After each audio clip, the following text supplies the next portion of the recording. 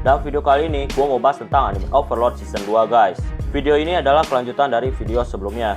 Jadi, yang belum nonton video-video pembahasan Overlord yang sebelumnya, kalian bisa nonton videonya terlebih dahulu.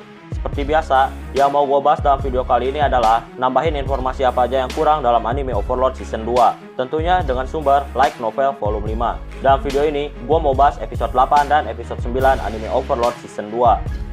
Sebelum kita mulai, gue mau ngingetin lagi ke kalian, jangan lupa untuk subscribe channel ini. Dan jangan lupa juga untuk nyalain loncengnya, supaya kalian dapat notif kalau channel ini update video terbaru.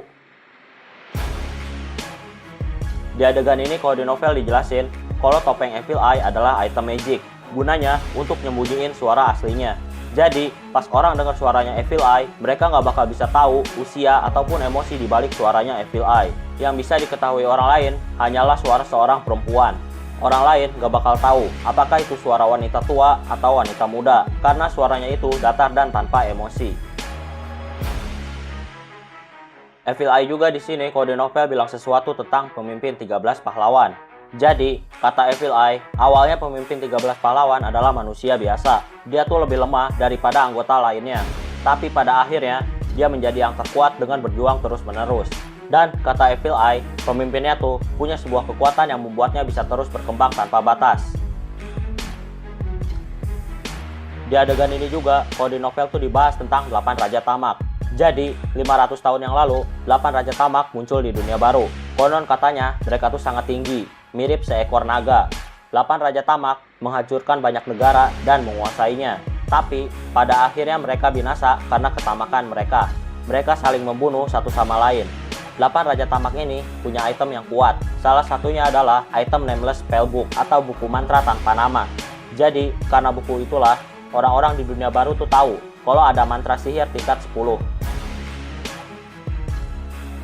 Di adegan ini juga, kalau di novel dikonfirmasi sama Evil Eye beberapa anggota 13 pahlawan. Jadi, ada anggota yang dikenal sebagai Warrior Captain of the Air Giant. Nah, dia tuh dari ras raksasa. Dia memegang sebuah kampak yang bernama Cyclone X. Evil Eye juga nyebut tentang anggota lainnya, yaitu yang dikenal sebagai Dark Knight.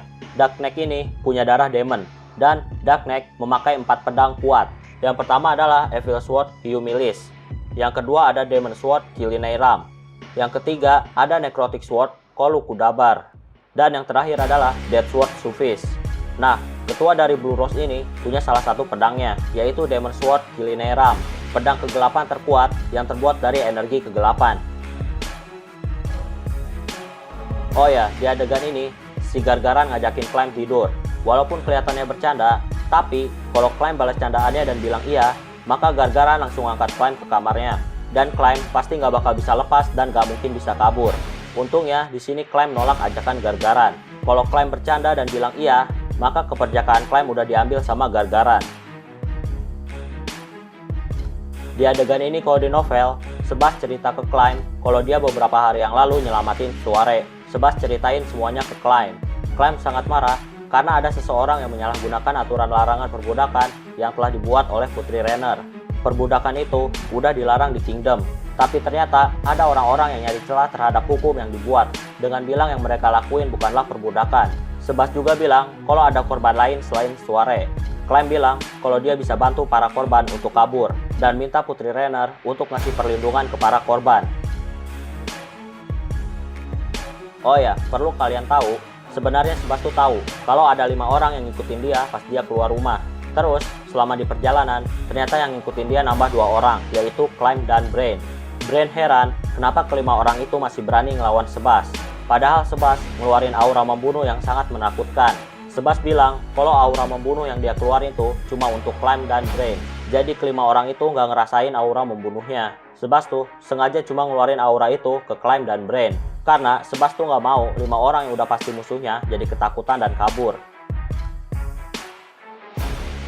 Di adegan ini, kalau di novel diliatin gimana Sebas membantai orang-orang yang ada di rumah bordil. Tapi kalau di anime adegan itu nggak ada.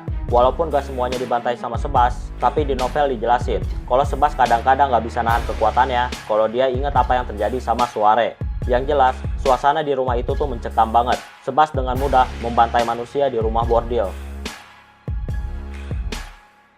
Sebelum adegan ini juga, Kalau di novel harusnya Climb dan Brain itu bertarung melawan beberapa musuh, tapi di anime tuh nggak ada adegan itu. Di sini Climb punya 3 bel. Yang pertama adalah Bell of Detect Secret Door. Bel yang bentuknya lingkaran ini fungsinya untuk mendeteksi sebuah pintu rahasia. Terus yang kedua adalah Bell of Open Lock. Bel yang bentuknya kotak ini fungsinya untuk membuka pintu yang terkunci. Dan yang terakhir adalah Bell of Remove Trap. Bel yang bentuknya segitiga ini fungsinya untuk menghapus perangkap. Tapi bel itu cuma bisa dipakai 3 kali dalam sehari. Dan interval waktunya adalah 30 menit setelah pemakaian sebelumnya. Di adegan ini, kalau di novelnya tuh penggambarannya tuh sadis banget. Penyiksaan yang dilakuin sama si Stefan, kepala keamanan kota, bisa dibilang sadis. Kalau di anime, mungkin kelihatannya tuh biasa aja. Tapi, kalau kalian baca novelnya, kalian pasti kesel sama kelakuan biadab dari Stefan. Kalian bisa baca novelnya untuk ngerasain sensasi kebiadaban si Stefan. Nah di sini, kalau di novelnya, si Stefan tuh nggak sadar sama kesalahannya. Dia tuh nganggap semuanya wajar karena emang fetis dia kayak gitu. Makanya dia nggak pernah ngerasa kalau yang dia lakuin ke perempuan itu adalah salah. Dan kalau di anime, si Stefan ini mati seketika. Tapi kalau di novel, si Stefan nggak mati seketika. Jadi dia tuh meronta-ronta kesakitan terlebih dahulu. Ibaratnya dia tersiksa dulu sebelum akhirnya dia mati. Di adegan ini, Climb masih bisa berdiri karena dia ingat latihan yang diajarin sama Sebas.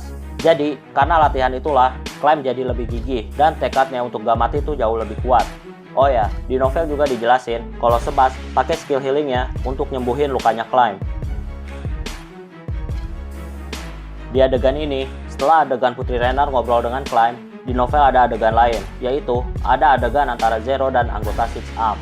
Zero bilang bakal ngebebasin Skullen karena dia masih berguna. Tentunya Zero pakai koneksinya. Zero bakal minta ke pangeran kerajaan untuk bebasin Skullen. Zero nyuruh anak buahnya untuk nyari tahu apa kesukaan pangeran supaya bisa dijadiin alat barter. Zero dan Six Arm ngeremehin Sebas. Jadi, mereka ngukur kemampuan Sebas dari bekas lubang yang dibuat oleh Sebas di sebuah pintu. Dan Zero bisa ngelakuin hal yang sama kayak Sebas. Makanya, mereka tuh ngeremehin Sebas. Kayaknya cukup untuk pembahasan video kali ini. Terima kasih karena udah nonton video ini sampai habis. Jangan lupa untuk subscribe, like, dan yang paling penting adalah share video ini ke teman-teman kalian. Sampai bertemu kembali di video selanjutnya. Terima kasih.